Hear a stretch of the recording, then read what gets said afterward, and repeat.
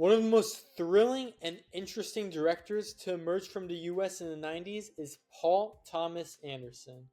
Since he directed his debut film, no matter what genre, themes, or ideas he tackles, he consistently has released many films not only considered the best of their year, but the best of all time. With the release of One Battle After Another over a month ago, I say now is the best time to talk about one of my all time favorite directors, and all 10 films of his as well. This is going to be a pretty long video, so let's just dive right into things. Paul Thomas Anderson, aka PTA, was born on June 26, 1970, in the neighborhood of Studio City in Los Angeles. The Anderson family was familiar with the world of show business. His father, Ernie, played the character of Goulardi, the host of horror films, on the Cleveland TV station in the early to mid 60s, and later was an announcer for ABC in the 70s through the 90s. Ernie was a big influence on his son, especially for his first few movies, and always encouraged him to become a director or a writer. Since he was 8 years old, PTA always wanted to be a movie director and didn't want any other career than that, making small films for himself starting in the early 1980s. Anderson had a pretty average childhood, attending private schools and continuing to make his small films. But the first official project he made was as a high school senior, a 30-minute mockumentary film called The Dirk Diggler Story in 1988, based on prolific porn actor John Holmes, who appeared in nearly 600 films during his lifetime, this short being used as a baseline for a later film of his. After high school, Anderson attended Santa Monica College before spending 2 semesters at Emerson College. He hated film school and said it made his passion more of a chore and not being open to more modern filmmaking at the time, so he quickly left. Instead, deciding to make a 20-minute short film instead called Cigarettes and Coffee, about numerous storylines connected by a $20 bill, starring future collaborator Philip Baker Hall. PTA scraped $20,000 for the film and a chaotic production team, but got it made, where it premiered at the 1993 Sundance Film Festival to really good reviews. He planned to turn this into a feature-length film, and later, after receiving funding and guidance, expanded this short film into his feature directorial debut. Heartache, originally titled Sydney, is Paul Thomas Anderson's 1996 debut feature film. It follows elderly gambler Sidney Brown, played by Philip Baker Hall, as he befriends a homeless man named John, played by John C. Reilly, as he navigates the Reno gambling landscape. Similar to most directorial debuts, you can see PTA's talents and interests very early on, and the type of stories he wants to tell as well. Isolation, success, and personal hardships are universal themes throughout his films, and Heartache does a very solid job establishing his signature tropes while telling a relatively interesting story. A small crime film with 4 central characters, Heartache shows individuals who usually don't get spotlight in films. Philip Baker Hall as Sidney is a pretty conventional protagonist as a seasoned gambler who doesn't face struggles like many other PTA protagonists, but instead helps John out with his. John is a man trying to find himself, whether that's the people around him or his life goals, but soon becomes Sidney's protege, later falling in love with hooker Clementine in one of Gwyneth Paltrow's first film appearances, and gangster Jimmy, played by Samuel L. Jackson a couple years later after Pulp Fiction. Although a few characters, the characters are pretty shallow and one-dimensional, especially Jackson's character, with the characters not having too much interesting going on. Philip Seymour Hoffman appears in one scene as a craps player, stealing the show and a pleasure to watch, something we would see later on as well. Sidney is the most interesting character though. Although having decades of experience more than the other young characters, he is still a flawed individual and has to deal with the mistakes from his past, even if he has to do rough things to deal with it. When it comes to the technical aspects of the film, it's all pretty well done. You get to see what kind of city Reno really is and how it differs from the massive city near it, which is Las Vegas. But also see the similarities between the two places as well. The cinematography, editing, and direction throughout is good, albeit a little bland and uninteresting at times, but still very impressive. showing how even early on PTA had a deep understanding of how to put all of the individual aspects of a film into one piece. The biggest flaw of Heartache is the impact it leaves you with once you finish it, which is practically nothing at all. A good crime film, but nothing too extraordinary, not taking any risks to stand out. I enjoyed Heartache, but this is easily Paul Thomas Anderson's weakest film. But hey, the only place to go from here is up. Premiering at both the Sundance Film Festival and Cannes Film Festival in 1996, the film received positive reviews across the board, with a glowing review from Roger Ebert, showing that PTA was here to stay. He had worked on the script for his second film at the same time as Heartache, which, similar to that, would be an expansion of his short film The Dirk Diggler Story. Although facing struggles getting the film made, like with Heartache, PTA wanted to be over 3 hours and to have an NC-17 rating, but eventually dropped both things, and a year later, this film was released. Boogie Nights is Paul Thomas Anderson's 1997 sophomore film set in the golden age of porn in LA during the 1970s. It follows a young nightclub dishwasher named Eddie, played by Mark Wahlberg, as he adopts the persona of Dirk Diggler, and his rise and fall as one of the biggest erotic actors around with the guidance of filmmaker Jack Horner, played by Burt Reynolds. Boogie Nights feels like an evolution of Heartache, focusing on the protege instead of a mentor this time, and having tons of interesting and vibrant characters that fit the setting very well. From the very beginning, in one of my absolute favorite film intros, the camera zooms into the nightclub and briefly introduces most of the characters of the film as Best of My Love by The Emotions plays in the background. As the one-shot camera zooms throughout the set of Eddie, Jack, and the rest of the crew that shows what it's like to be in 1970s Los Angeles. John C. Reilly, Philip Seymour Hoffman, and Philip Baker Hall returned to collaborate with PTA again, along with the additions of Julianne Moore, Don Cheadle, and William H. Macy, all playing cast, crew, or people involved with the creation of Horner's films. Mark Wahlberg gives his career best as aspiring actor Dirk Diggler. In one of his first roles, a role offered to Leonardo DiCaprio, who declined to be in Titanic instead, Wahlberg brings a sweet innocence at the beginning that changes to arrogance and pride as his career progresses before falling back down again. Wahlberg, despite his problems, was a better pick to play Dirk Diggler, as he brings the ego needed for his character and does a phenomenal job. Bill Murray, Harvey Keitel, Warren Beatty, Albert Brooks, and Sidney Pollack were all actors who declined the role of Jack Horner, before Burt Reynolds took on the role in another career best performance. Jack Horner is an artist, businessman, and careering mentor, despite people's first impressions of him, caring deeply about the people around him and not tolerating any disrespect towards his crew. Julianne Moore is also phenomenal as Maggie, aka Amber Waves, a female counterpart to Dirk Diggler who has her own problems to deal with. That comes with being a woman in her first truly spectacular work on film.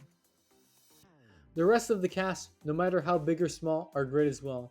Riley as Dirk's friend Reed, Hoffman as a closeted gay man, and Don Cheadle as a former pornographer are all complex characters who are developed despite not being in all parts of the film, trying to achieve their dreams, and even minor characters like Alfred Molina's crazed character fit right into the setting.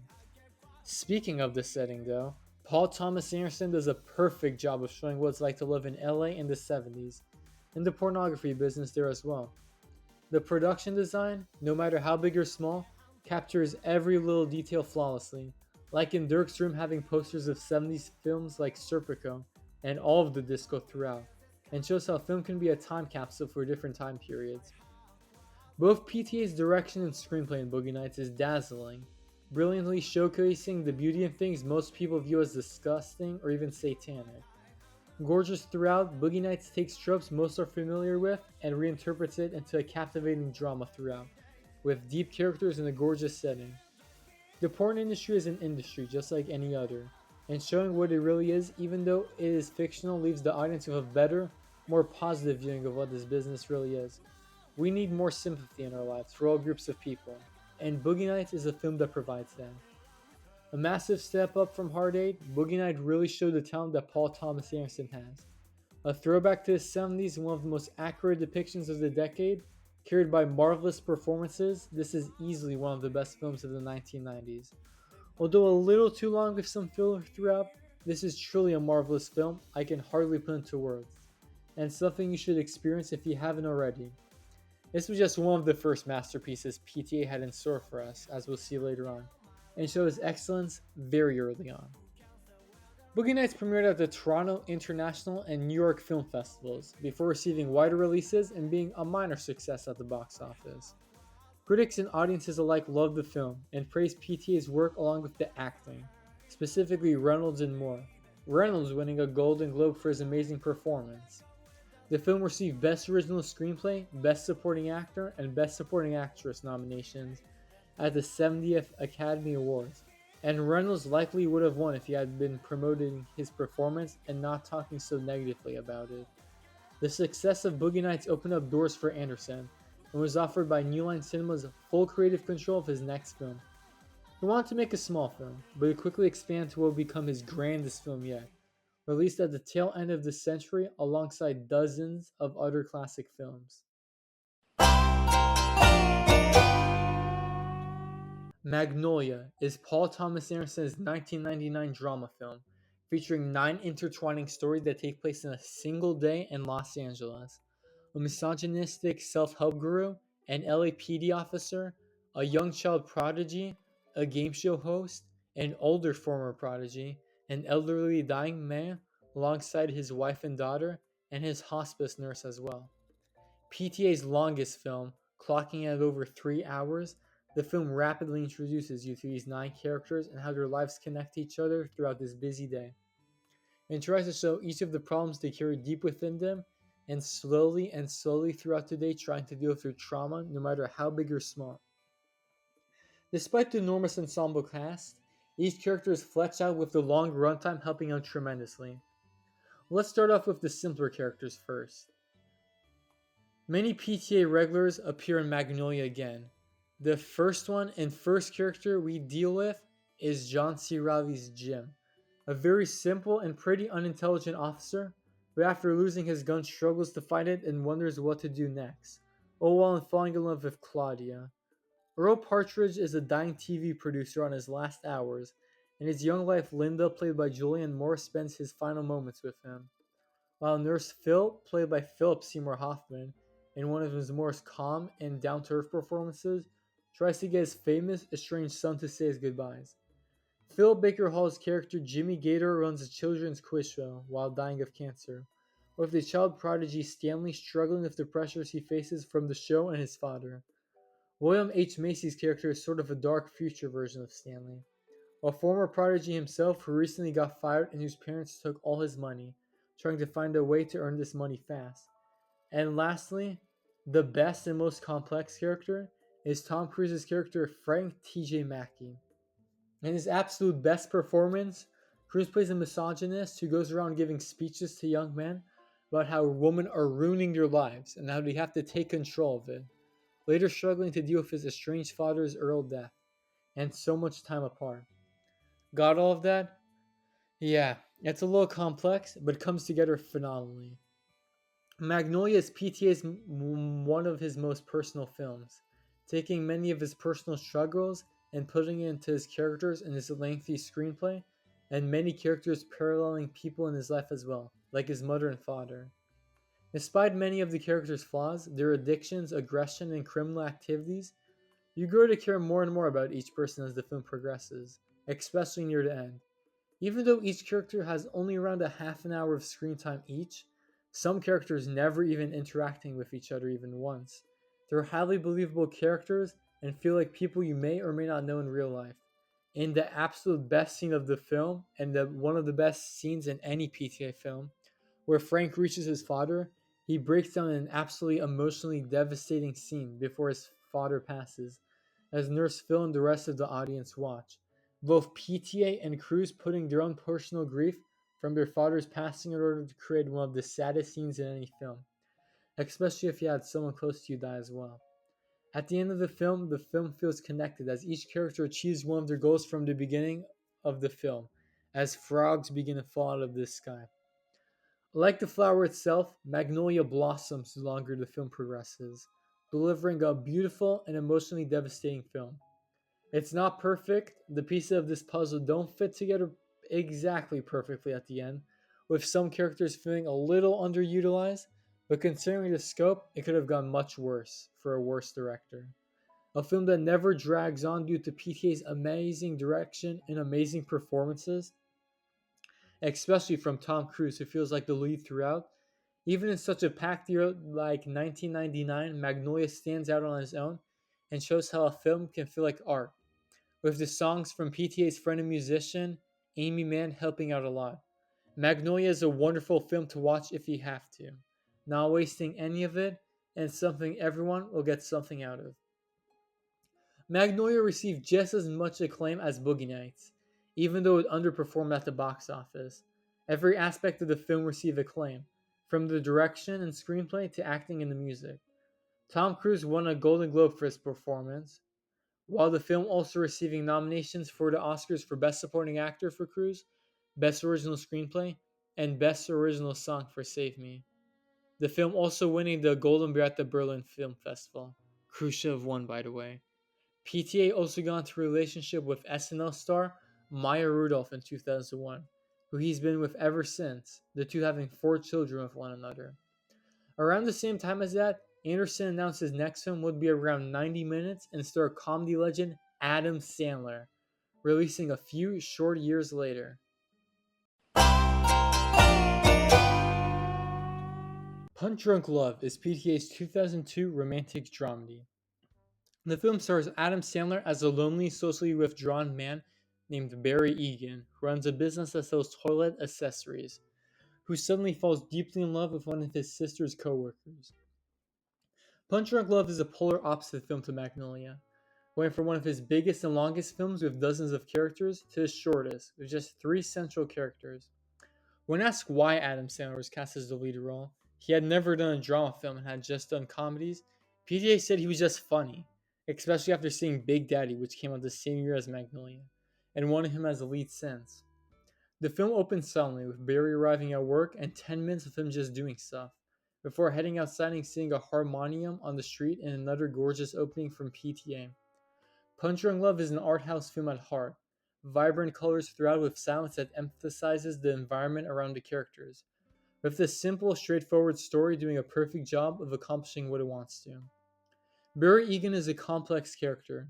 He has 7 sisters who make fun of him all the time, with most of the other people around him struggling to understand him, leading to fits of aggression all the time and him being a social outcast. Maybe him just being a little autistic as well, though never stated. Everything changes when he meets Elizabeth, one of his sister's co-workers who introduces the two, him being obsessed and deeply in love with her. The first of 3 romance films. Like the other films we'll see later on, the love between the two is very unconventional, but Barry changes slowly and slowly. Things are complicated though when he's extorted by a sex line led by a mattress store owner named Dean Trumbull, played by Philip Seymour Hoffman, in an unforgettable role, who perfectly opposes the anxious Barry. The two having an amazing scene together where they shout and argue with each other on the phone. This film is a character study, as Barry learns to be more confident in himself and confront his problems. Like at the end, confronting Dean in Utah and winning with him in the end, and telling Lena that he's willing to spend as much time with her as he can. In his first dramatic role, Adam Sandler shows he's just as talented as an actor as he is a comedian. He just doesn't take those roles as much as he should. He may not get the awards recognition that he should, but has cemented himself as a talented actor, especially with Uncut Gems. And this year as well for Jay Kelly. Hopefully he can get an Oscar nomination for that. Behind the camera, Paul Thomas Anderson is just as good as ever, and the best cinematography so far from frequent director of photography Robert Elswit. Punch Drunk Love is basically, as many call it, an art house Adam Sandler film, and what the screenplay lacks, PTA makes up for it with his direction, once again showcasing the beauty of California and also Hawaii and Utah as well for the brief time they were there. Many gorgeous shots throughout, especially Barry and Lena kissing, with the dark and bright colors throughout combined to show how many films can turn out like a painting. In conclusion, Punch Drunk Love is a tight and captivating 90 minutes that is endlessly rewatchable. The 3 main cast members, along with everyone else, does their best, and combined with the technical aspects and story of the film, is something anyone can enjoy. It may be slow and quiet at times, but it allows the audience to digest everything that happens around it. Paul Thomas Anderson and Adam Sandler are a perfect match together. It's a shame they haven't collaborated since, as they understand each other's strengths to create an extraordinary film. Punch Drunk Love is an endlessly rewatchable film, and something I can recommend to everyone, and something I wish I could watch again for the first time more than any of other PTA's films. Premiering at the Cannes Film Festival in 2002, the film received positive reviews, especially due to Sandler's performance, the film winning Best Director there. The film underperformed at the box office, but slowly found a cult following in the next few years. Paul Thomas Anderson wouldn't release the film for the next 5 years, instead crafting what would be perhaps his biggest and most complex film yet, that took a lot of work to achieve. At the tail end of 2007, this spectacle was released for the world to see.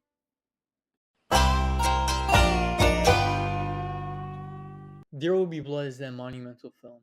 It follows Daniel Plainview, a silver miner who later becomes an oilman, as he grows his empire through the years and descends into madness.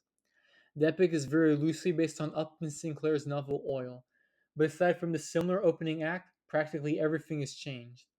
There Will Be Blood is PTA's grandest film yet, and a character study on Daniel Plainview, as he goes from a caring man with desires to be rich to a terrible millionaire who is willing to sacrifice everything around him. The opening is similar to Punch Drunk Love, complete silence for nearly 20 minutes as he falls into a silver mine, and we feel his struggles as a regular working class man, until he adopts his deceased coworker's son and moves to California at the beginning of the 1900s as the oil boom begins. The film truly beginning just as Plainview's life does.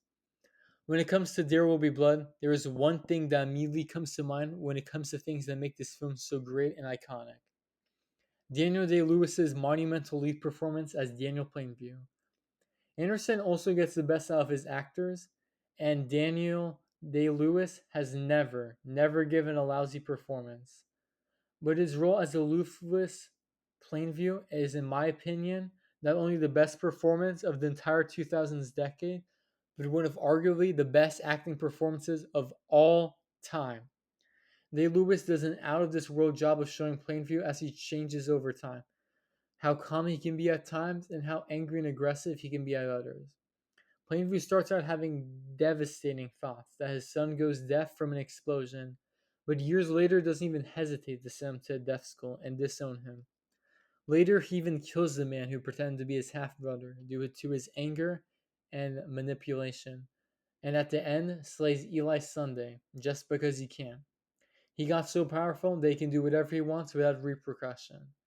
Plainview goes from a sympathetic protagonist to a disgusting villain who deserves the worst, but is happy in the world he created. I've never seen an actor give it his all like Daniel Day-Lewis did here. He really gave 200% no matter where or when in the film. He becomes the opposite of who he was at the beginning of the film, and shows how greed and the pursuit of wealth can really corrupt the human soul. This film is also easily the best directing PT has ever done, along with the most technical aspects as well. The film really makes you feel like you're in 1900s California, a lonely yet gorgeous desert landscape where everything is fresh and new. The buildings and sets are immaculately built, with small things being done to perfection as well, with the cinematography from Ellswood being his best yet, especially when there's a gas blowout. But it doesn't feel pretentious like many other period pieces, but how dark and cruel the world can be. The rest of the cast does a good job with what they have to do, especially Paul Dano in one of his best roles as both Paul and Eli Sunday. But Day-Lewis still dominates every scene he's in. It would have been nice to see our good Philip Seymour Hoffman in this though, the only PTA film he wasn't in during his lifetime. Paul Thomas Anderson does his best work in There Will Be Blood, just like the rest of the cast and crew, especially his direction. He very efficiently and effectively combines all of the aspects of the film into a whole in his hardest project yet, something most directors would struggle to do back then or even now. But he does it, resulting in one of the most acclaimed films of the century as of now. But let's not forget about his screenplay as well, as it laid the foundation for this motion picture to be made in the first place, showing how PTA's directing and screenplays go hand in hand together. So I've been praising this film for the past few minutes, so why don't I just say it's perfect? Do you have any problems with it? Well, unfortunately, yes. Outside of Daniel Plainview, Most of the characters are often one dimensional and don't have that humanity like in most other PTA films, even though this film doesn't have the usual traits of his other films. They're not fleshed out enough for me to care about them, which for me makes this an excellent film, but not perfect. Maybe this will change on rewatches though. But anyway, this is the quintessential Paul Thomas Anderson film to watch and start off with, like I did, as this film showcases what good acting, direction, writing, and production can really be. A beautiful yet dark spectacle, There Will Be Blood is a film that only comes out once every few years, showcasing true human nature and all of the flaws that come with being one. Daniel Day-Lewis does a spectacular job of carrying just a daunting film, but it's jaw-dropping to watch and shows why he's one of the best actors to ever set foot on this planet, with him and PTA collaborating beautifully together. If you haven't seen this film yet, what are you doing?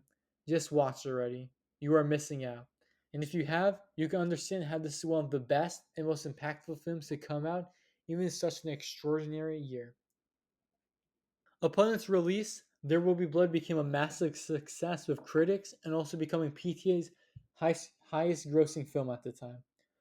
Along with No Country for Old Men, a similar dark neo-western film, was considered one of the two best films of 2007, with people debating which film was better than the other one, some choosing No Country and others choosing the former. One thing was for certain though, Daniel Day-Lewis gave the best performance of the year out of any film and swept the Best Actor race, eventually winning his second Best Actor trophy at the Oscars. Speaking of the Oscars, many debated what film would win. There Will Be Blood being very popular with critics groups and No Country with awards shows. But at the Oscars, No Country won most of the awards it was nominated for, winning Picture, Director, and Adapted Screenplay over PTA. But it did get a cinematography win for Ellswood. After that, PTA took another 5-year gap between films, beginning working on the project at the tail end of the decade. An associate saying Anderson had been thinking of this film for around a dozen years at that point, about the founder of a new religion, which was released a few years after that. Hey, so we're halfway done with the video. Like and subscribe if you like it so far. Anyways, let's dive right back into this video. The Master is PTA's psychological drama film starring Joaquin Phoenix, Philip Seymour Hoffman, and Amy Adams. The film is about a troubled World War II Navy veteran named Freddie Quell, played by Phoenix, who struggles to adapt into society during the 1950s, until he meets Hoffman's charismatic character Lancaster Dodd, who recruits Quell into his new religion called the Cause. Paul Thomas Anderson had a bountiful amount of inspirations for the film. Scientology and its founder L. Ron Hubbard, the life of author John Steinbeck, unused in early drafts of There Will Be Blood, aspects of Thomas Pynchon's novel V, a novel we'll see a little later, and stories Jason Roberts told him about his Navy days while filming Magnolia. PTA combines all of these aspects to deliver a protagonist similar to most of his films, a troubled and frustrated young man who could fit anywhere into society, until he finds his thing, in this case, a new religion. The Cause is directly based on Scientology, a very controversial religion mainly in the US, that attracts people despite its strange and unconventional teachings by making people believe heavily in its causes. What you see with Quell, who becomes the biggest defender in the religion, even getting physical, feeling more passionately about it than practically everybody else. But to recruit, you need a charismatic and powerful leader, in this case being Lancaster Dodd. Very directly being based on L. Ron Hubbard, even having similar names, Dodd has such a powerful and unique presence that makes him feel like a prophet, and uses that to recruit people to his, cause. But most of the credit has to be given to the man himself who praised Dodd, none other than the late great Philip Seymour Hoffman. In one of his last roles before his own untimely death in 2014, Hoffman plays a man who tries to seem ideal and perfect, an extraordinary and intelligent man who wants the best for the people that believe in him, but struggles against his haters and the government as a whole.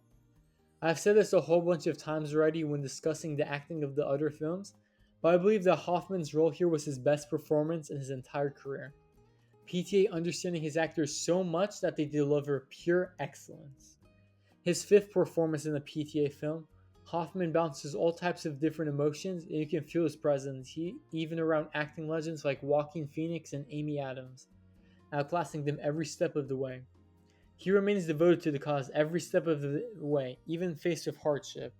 And although it has many flaws, you have to respect this man for what he thinks is right. If you've seen any other PTA film, the themes of this share many similarities to others, especially when it comes to our protagonist's journey. Each act of the film shows Freddy at a different stage of his life.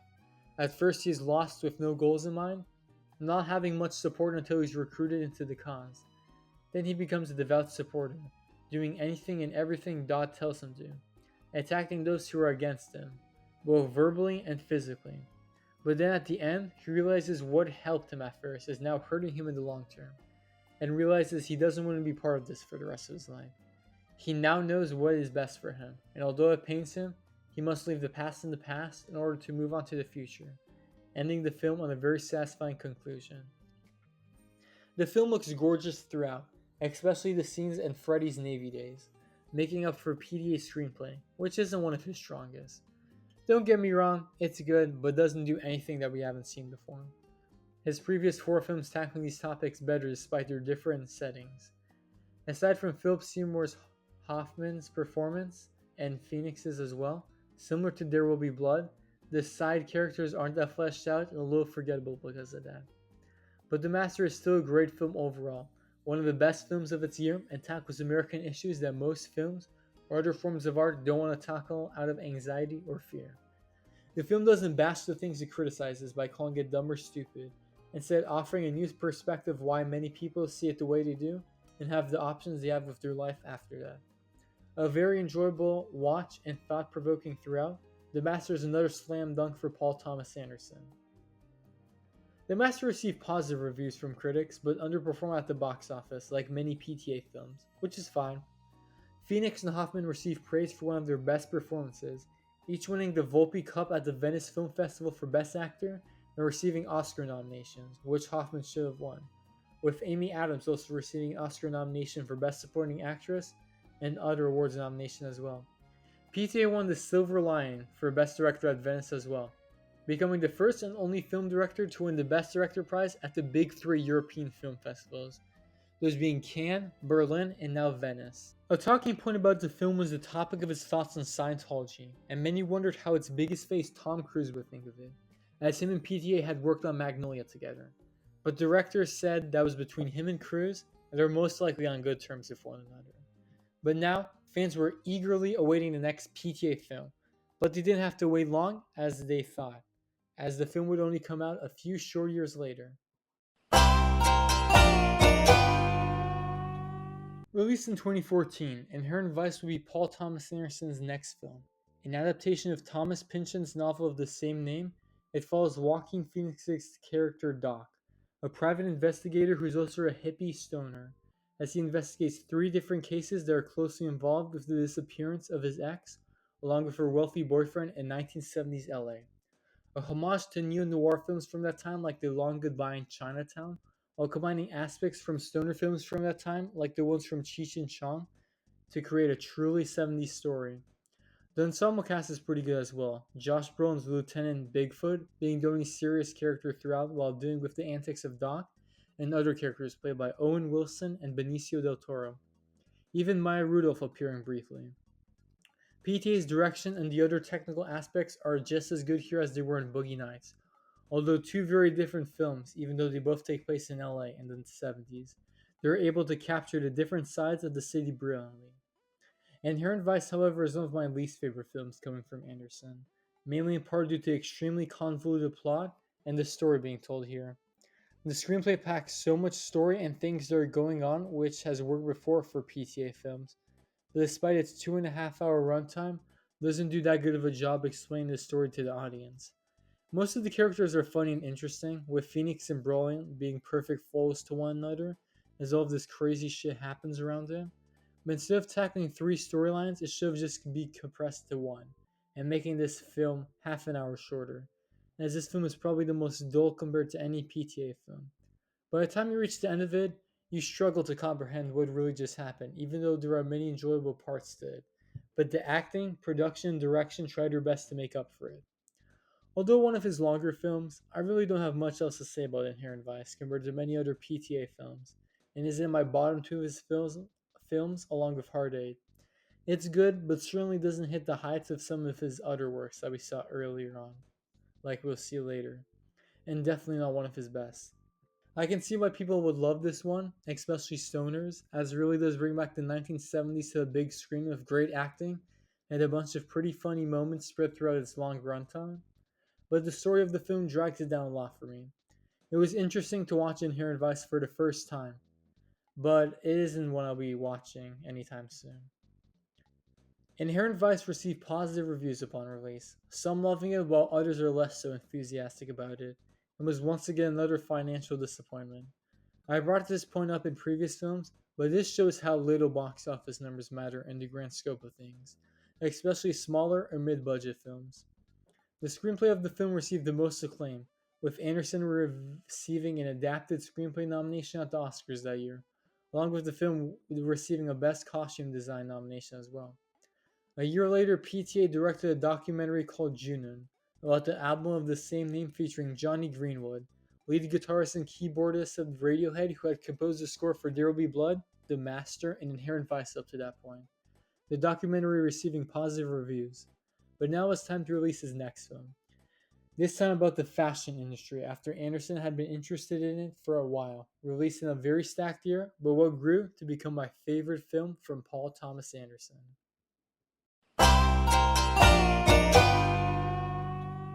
In 2017, Paul Thomas Anderson delivered the masterpiece as Phantom Thread. Inspired by the fashion industry, Phantom Thread follows world-renowned dressmaker Reynolds Woodcock, played by Daniel Day-Lewis in 1950s London, as he discovers a young waitress named Alma, as she becomes his inspiration. The two fall into a strange yet interesting relationship with one another. On first watch, I was expecting this to be a good film, like the rest of PTA's films. But slowly and slowly, this became my personal favorite film of his. This was one of his last films I watched for his video, and as someone who doesn't care much for fashion whatsoever and would just wear shorts and t-shirts all the time if I could, this film showed me how fascinating this industry can really be. Fashion is just another art form like movies, books, paintings, and video games, and Phantom Thread shows the audience how magnificent this art form can really be. Paul Thomas Anderson had become interested in this industry after reading a bunch of stuff about Spanish fashion designer Cristobal Balenciaga, founder of the Balenciaga fashion brand, with Day-Lewis's character being based on English-American fashion designer Charles James. The vibe of Phantom Thread is unlike any other PTA film, one part of it being the first and only PTA film filmed outside the US, filmed entirely in England. The cool and more formal English setting is very different compared to the Los Angeles and Western US setting we're used to from him. Phantom Thread has a much more relaxed and less enthusiastic tone than his previous films. Robert Elswit doesn't return as cinematographer. Instead, this time, the director of photography is none other than Paul Thomas Anderson himself. Directors don't often do the cinematography themselves for their films. The only exception I can think of is Alfonso Cuarón for Roma, but it allows them to put their vision on the screen more accurately. The result is one of PTA's most gorgeous films, in part to the beautiful fashion shown throughout, with the English setting being a good departure and makes you wonder how other PTA films could look if filmed outside of his usual California setting. But now, let's dive into the heart of the film. In his first role in 5 years after his third Best Actor win for Lincoln, Daniel Day-Lewis plays a tortured artist. He's seen as a genius by all around him, even though he internally struggles with many hardships that he's endured, and struggles to produce work that he sees as exemplary. Day-Lewis, a known method actor, worked for a year on dressmaking and sort of became a master at this craft, silently working in order to make a piece of art that the whole world can see, obsessed with this craft. Until he meets Alma, a random waitress he just encounters one day, and makes her his muse, and the two slowly fall into a complicated love relationship. Alma loves Reynolds with all her heart, but he puts his career above her for the most part, which frustrates her. Reynolds loves her back, but he just can't put his career on the side. Phantom Thread is PTA's second romance film, and the one with the most complex and interesting relationship, which is highly believable and makes you connect deeply with both characters. And how could you forget Leslie Manville as Reynolds' sister and manager, Cyril, who at first doesn't like Alma, but slowly grows to like his brother's new girlfriend, as she has to manage his business aspects as well. These three characters are all we need in this film, all captivating throughout with phenomenal performances. Apart from Johnny Greenwood's composing and some producing, hardly any of PTA's regulars return to Phantom Thread, resulting in a film that can stand apart on its own. Romance films can be very generic and predictable, but this is never the case with Phantom Thread, as it shows you how opposite personalities can interact to create unpredictable and extreme things in pursuit of their goals. PTA's screenplay does a stellar job of showing the dynamic relationship between Reynolds and Alma, one partner in pursuit of their career, while the other in pursuit of love, and how that can lead to hatred and animosity. Although Alma does some extreme things to Reynolds that he doesn't do back, you never hate her and wish for the relationship to end. Instead, understanding her, and although disagreeing with her tactics, understanding what she wants. Human nature can be very difficult to capture in film, especially with the limited time we are given, but Phantom Thread captures this feeling perfectly. In case you couldn't tell, I really love Phantom Thread. I don't particularly love romance movies or fashion as a whole, but Paul Thomas Anderson just does a perfect job of showing ignorant guys like me the beauty in all of this. Perfect in practically every aspect and enjoyable throughout, PTA crafted the perfect team in order to create another masterpiece this century. What was once Daniel Day-Lewis's swan song before he returned this year with Anemone.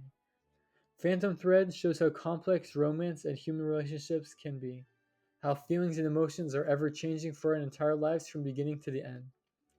Another film to watch if you somehow haven't already. This is the perfect demonstration of the faults of being a human and how you can never really overcome them. Although another slight disappointment at the box office, which doesn't really matter for PTA, Phantom Thread received universal acclaim from critics and audiences alike. Many like myself viewing it as the best film of that year, even in the chaotic year that was 2017. The film received tons of awards nominations, especially at the Oscars, being nominated for Picture, Director, Actor, Supporting Actress, Costume Design, and Original Score, Greenwood's first nomination, ultimately winning for Costume Design, with Vicky Krieps deserving a Best Actress nomination as well for her role as Alma. A couple years later, PTA collaborated with another Radiohead member on a short music film, this time lead singer Tom York on Anima, his third solo album, in 2019 released on Netflix, which received a Grammy nomination for Best Music Film, PTA's first nomination there. But as the 2020s came around, it was time for PTA to release his next film, a personal film of his with many similar aspects to his previous ones, released later on in 2021.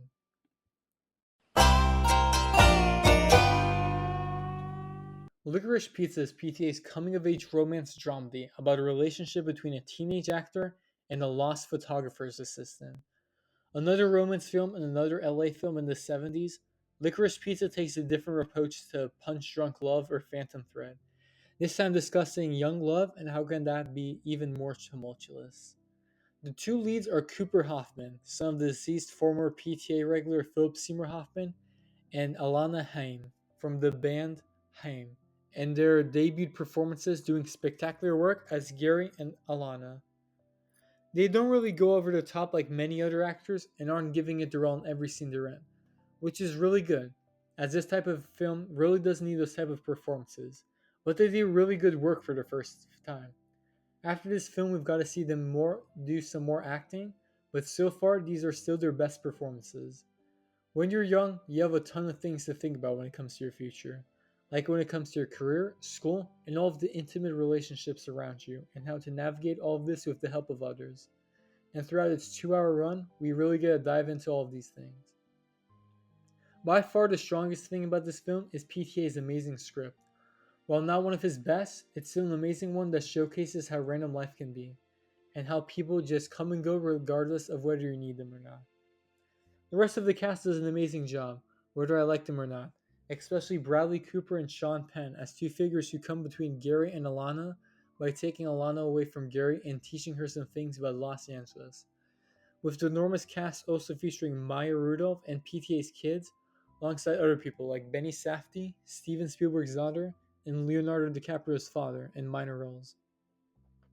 Most of these characters appear for a few minutes before never appearing again, and at first annoying because they aren't the most developed and you want to see more of them, but then you realize that just like in real life, you often don't spend enough time with the people you enjoy, and spend tons of times with people you despise. just like in the film. Licorice Pizza also combines fiction with reality, many characters being entirely fictional, based on real figures or are real people that exist, that combines it in a way that makes the story work relatively well. PTA does a good job directing a film that doesn't have much of a story, rather than events that happen. Once again doing cinematography, this time with Michael Bauman. Many people criticize the 10-year age gap between protagonists, calling it predatory and that if the roles were reversed, everyone would criticize it. And while yes, it is weird, it's a fictional story and you do get to feel your love in the film. I'm not supporting this, but it just doesn't matter for me in the grand scope of things.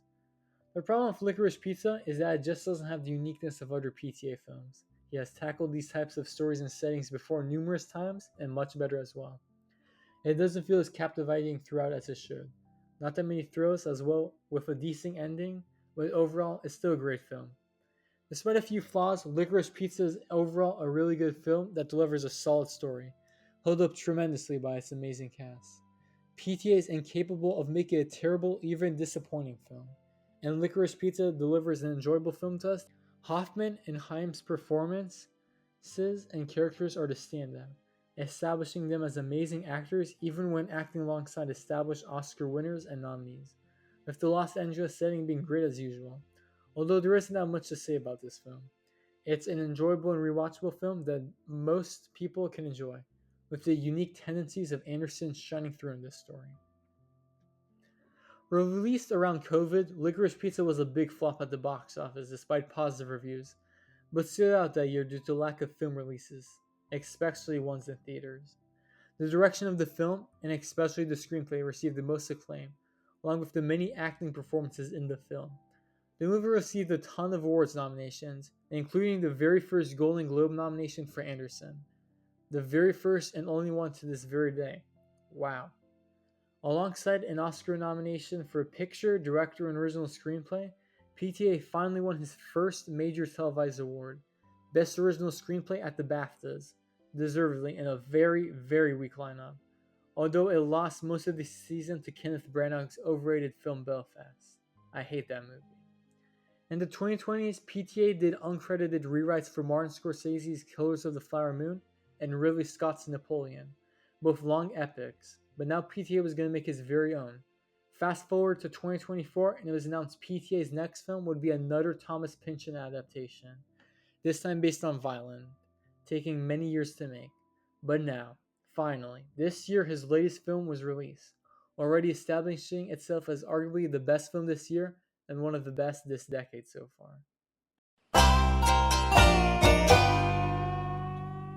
Major spoilers for One Battle After Another if you haven't seen it already, which you should.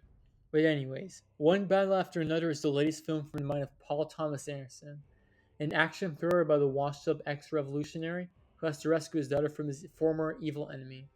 Released over a month ago at this point, despite being arguably the biggest and boldest film from PT up to this point, this film is also his most personal film up to this point, with some of his most relatable, funny, interesting, and evilest characters yet. Eccentric people like those you would encounter in GTA, but once inspired directly from ones in real life. I've already talked about this film if you've seen my review of it, but my thoughts still stay mostly the same. It tackles many themes PTA has and has not tackled before, but it flows beautifully in this film, creating another masterpiece and one that I'm sure will stand the test of time. The first half hour sets up the central conflict and introduces the French 75, and the characters of Pat and Perfidia, played by Leonardo DiCaprio and Tiana Taylor, along with their nemesis Colonel Stephen J. Lockjaw, played by Sean Penn. The French 75 are a far-left group who free migrants and fight against the government frequently, with Perfidia being in a relationship with Pat and secretly with the pathetic Lockjaw who threatens her. Although the French 75 seem almost unstoppable and capable of stopping everything, a botched robbery leaves most of his members dead or captured, with only Pat and a few others escaping unharmed. Lockjaw wins and the rest go into hiding, with Perfidia escaping to Mexico never to be seen again. Fast forward to 16 years later, and Pat, now known as Bob Ferguson, is a reclusive pothead raising Willa as his daughter, not doing much revolutionary things anymore, and just being paranoid all the time. Willa wants to live a normal life with her friends, but her dad seems to be on a complete opposite wavelength with her. But once Lockjaw wants to join a white supremacist group called the Christmas Adventurers Club, he has to find Willa before they do, leading to Bob, Willa, and Lockjaw going on a crazy chase with one another. Bob Ferguson feels like Paul Thomas Anderson's most personal character, a middle-aged guy struggling to connect to his biracial daughter, but feeling really connected to her nevertheless, and willing to do absolutely anything to rescue her. Bob is basically useless throughout the film, getting caught by the police after falling off the roof and being unable to snipe his enemies. With the help of Benicio del Toro's sensei Sergio, tries his best to rescue his only child. Willa is capable, though, not a damsel in distress, who fights back against Lockjaw and his men at any given moment with luck on her side. And although finding out about her mother's betrayal, but takes up the mantle of the French 75's beliefs nevertheless, and enters a brand new generation of revolutionaries. And how could we forget about Stephen J. Lockjaw? Although he tries his best to seem confident and capable, from the very beginning scene we see him as a very pathetic man. He's deeply insecure about himself and seeks validation from everyone around him, and is devastated when people see past his facade. All of the other characters, important or not, are very developed in this massive story, each with their own hopes and dreams that they have to fight for, whether successful or not. But these characters would never be so good without the actors behind them. When it comes to the older male actors, Leo gives his best performance since The Revenant, maybe even The Wolf of Wall Street, one of his funniest roles and emotion roles as well, as his bumbling pothead years past his prime. Leo perfectly captures his father and ex-revolutionary in a role I couldn't see anyone else play. Sean Penn hasn't been the most active since his second best actor win for Milk, but after proving he still hasn't in PTA's previous film Licorice Pizza and the Angry Birds movie, remember that? Penn gives my favorite performance of his, and my favorite performance of the film, a pathetic colonel with even more pathetic goals. Benicio del Toro gives one of his most charismatic and fun roles as Sensei Sergio, stealing every scene he's in. It's easy to forget about him in the grand scheme of things, but him and Leo's dynamic throughout the film is hilarious and captivating throughout, even when Sergio gets in trouble with the law. He leaves with a banger final words. Who could ever forget a few small beers? The female actresses are just as good. Chase Infinity and Tiana Taylor don't have much film experience, but deliver Oscar-worthy performances, just like the rest of the cast. Taylor steers the show in her brief time similar to Mahershala Ali in Moonlight, leaving an impact that we feel throughout the rest of the film. Infinity, however, gives a powerful performance throughout the entire fighting back against oppression and showing how PTA has a knack for new talent. Regina Hall is also great as Deandra. Although not as memorable as the other characters, does her job really well and helps develop the story throughout. The rest of the cast, whether newcomers or established actors, do great performances as side characters and villains, helping the film be very believable despite some silly things that happen. What makes the film captivating and thrilling throughout. What do I even have to say about the technical aspects of the film? PTA's screenplay is his most thrilling and captivating script yet, combining humor, emotion, greed, and willpower in order to create a nearly 3-hour film that feels like a 90-minute one. Infinitely rewatchable. His directing is also some of his best. Directing by far his biggest film, and despite never directing an action film before, combines his talent and Michael Bowman's cinematography that create jaw-dropping sequences throughout, no matter where the film takes place. Also helping out is Johnny Greenwood's score, his best yet, and alongside with Punch Drunk Love, the best score of any PTA film. The music showing the tension of the film, or the brief calm sections in between. Shot on VistaVision helps the film look even more eye-catching, and along with There Will Be Blood, one of his most gorgeous films. PTA combines little aspects from each and every one of his films in order to create one battle after another, with all of his hard work really paying off. The ending is probably PTA's happiest, each character getting the faith they deserve. Bob doesn't change much, but he does understand his daughter's perspective more in life, even though she isn't about his.